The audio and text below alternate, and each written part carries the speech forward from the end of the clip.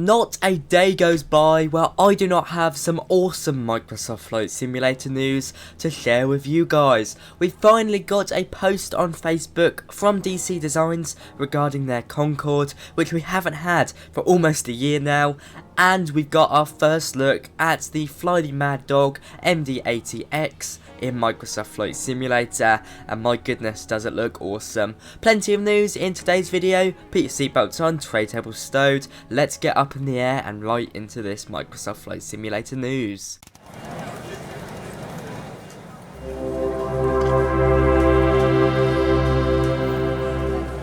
Hello YouTube, I'm Pilot Stud and welcome back to another Microsoft Flight Simulator video. If you're new around here, I love to keep you all up to date with the most awesome news from Microsoft Flight Simulator and beyond. On top of that, I'm also doing my real world PPL training, although it's been delayed quite a bit recently due to a technical issue with the aeroplane. I'm hoping to get in the air to share my experiences in the real skies with you guys. Anyway, without further delay, let's get right into this video.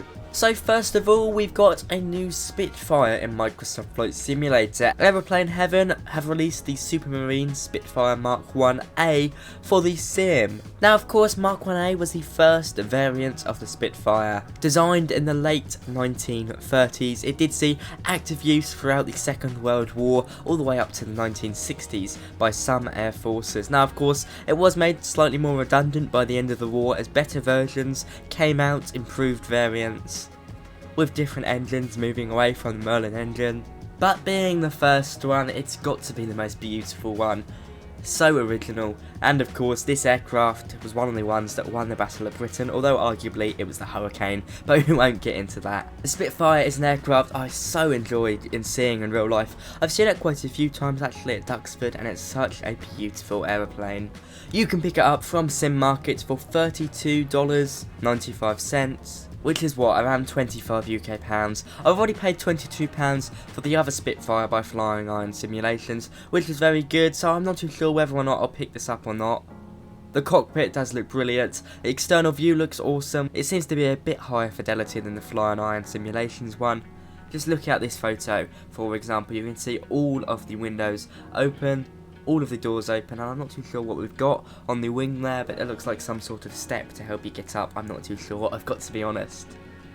It looks really beautiful. There's of course a wide array of liveries because this aircraft was used by so many different squadrons and air forces. Sadly, no weapons that actually function because that goes against Microsoft Flight Simulator's marketplace rules. You can also pick it up from Sim Market and Orbex Direct. A classic aircraft that holds a dear place in many people's hearts. Will you be picking it up? The only thing I would say from some of the screenshots is that some of the cockpit does lack high quality textures, and there's a few blurry bits here and there. Now the bit of news we've all been waiting for, DC Designs have finally released something on their Facebook about the Concorde. Now there was a point not that long ago when I was worried if this project kept going. We didn't hear anything about it, the screenshots are still rather old, from about a year ago, but here we are. Here's the Concorde well and truly in the simulator. It clearly still needs a lot of work, but at the moment this is looking really precious. DC Designs also share a statement on their Facebook page alongside more of the other aircraft they're working on, but I've got to be honest, I really only care about the Concorde at this point, saying that they hope to see this out in the sim by Christmas. So what is that? That's like 3 months away. Now of course it's not going to be a high fidelity study level airliner, no one said it would be, and frankly that would be almost impossible to fly because the skill required to fly a Concorde is nowhere near the skill required to fly an A320 by today's standards anyway. I cannot wait to fly from London to New York in 4.5 hours. My goodness, would that be a lot of fun. Now sadly we don't get much more than this. We do get, of course, that little statement about when the aircraft's coming, and we get this aircraft in the British Airways livery. At the moment it's looking like a simple port over from their previous version, which I believe is on P3D. Notice around the cockpit, especially around the window frames, a lot of work needs to go there. It does look quite pixelated, but so far it looks beautiful. Who's excited for this one? I know I am.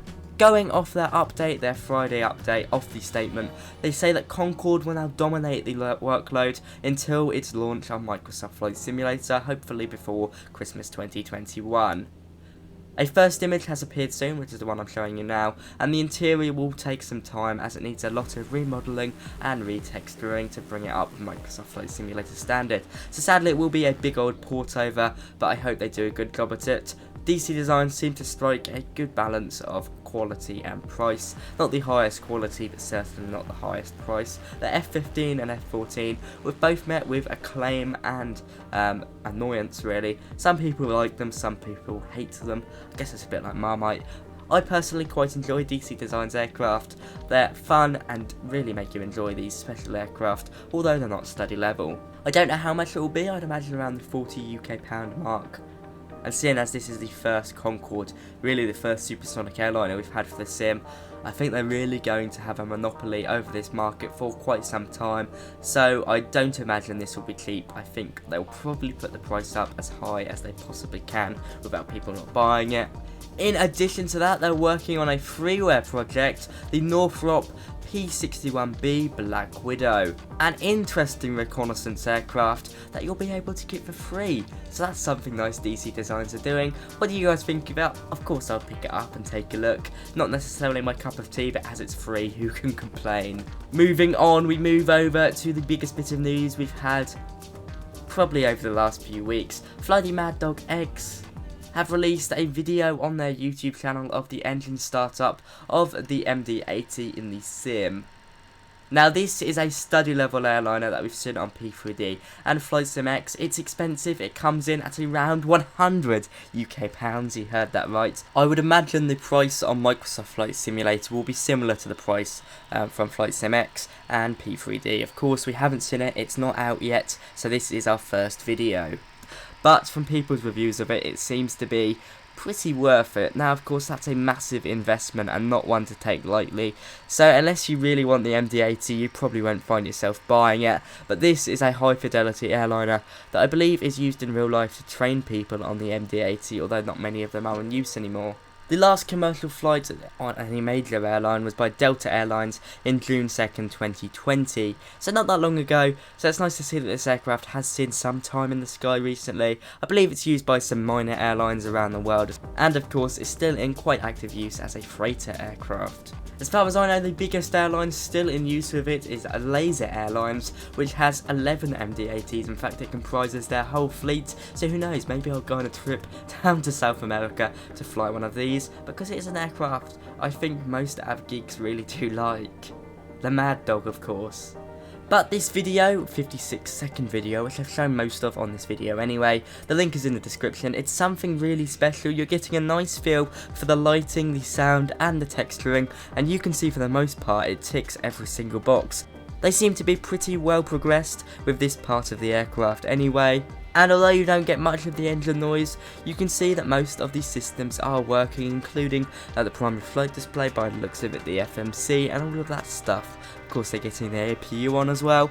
It's something to get really excited for, and I think most of you will probably have clicked on this video for that exact reason. Fly the Mad Dog X, they certainly charge a premium price, but at the end of the day, you're getting a premium aircraft, so who can complain? Anyway guys, from me today, that is all. Thank you so much for watching. I hope you've enjoyed. If you have, be sure to like, comment and subscribe. I've done loads of Microsoft Flight Simulator news videos lately. It seems that we are in that period of time where there's loads of stuff right on the horizon, but hopefully we won't be waiting too long. Anyway, if you have enjoyed, I'll see you soon on another video. Last thing I want to say is that I'm running a charity fundraiser. I'll be jumping out of a plane from 13,000 feet and I'll be raising money for two awesome charities, Safa and St Nicholas Hospice. We've had over £600 in donations so far. It really does mean a lot. Anyway, from me today, that is all. I'll see you soon. Bye bye.